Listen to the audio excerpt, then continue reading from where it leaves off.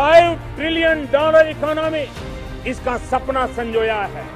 130 करोड़ देशवासी अगर छोटी छोटी चीजों को लेकर चल पड़े तो $5 ट्रिलियन इकोनॉमी कईयों को मुश्किल लगता है, वो गलत नहीं हो सकते, लेकिन अगर मुश्किल काम नहीं करेंगे तो देश आगे कैसे बढ़े।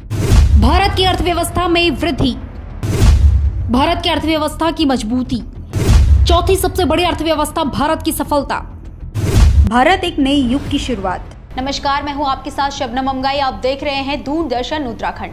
इस वक्त की सबसे बड़ी खबर, देश ने आर्थिक रूप से तरक्की का परचम लहराया है। भारत ने एक बड़ी आर्थिक छलांग लगाते हुए जापान को पीछे छोड़ दिया है और अब दुनिया की चौथी सबसे बड़ी अर्थव्यवस्था बन चुका है।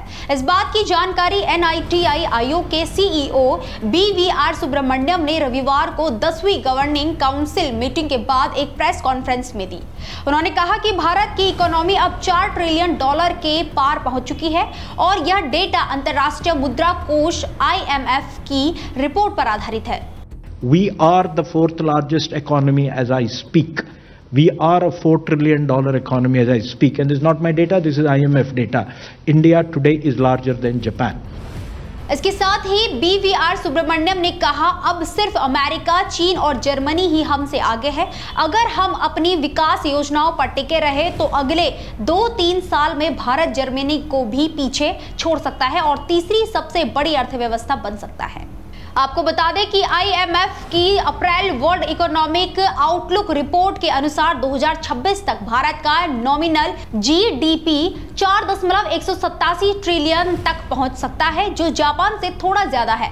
इसके साथ ही 2025 में भारत की विकास दर 6.2% और 2026 में 6.3% रहने का अनुमान है, जो वैश्विक औसत से कहीं अधिक है। वैश्विक आर्थिक वृद्धि क्रमशः 2.8% और 3.0% रहने की संभावना है। यह उपलब्धि भारत के विकास राष्ट्र 2047 विजन की दिशा में एक अहम कदम मानी जा रही है।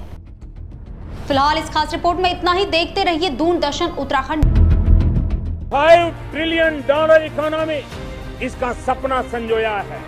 130 करोड़ देशवासी अगर छोटी छोटी चीजों को लेकर चल पड़े तो $5 ट्रिलियन इकोनॉमी कईयों को मुश्किल लगता है, वो गलत नहीं हो सकते, लेकिन अगर मुश्किल काम नहीं करेंगे तो देश आगे कैसे बढ़े।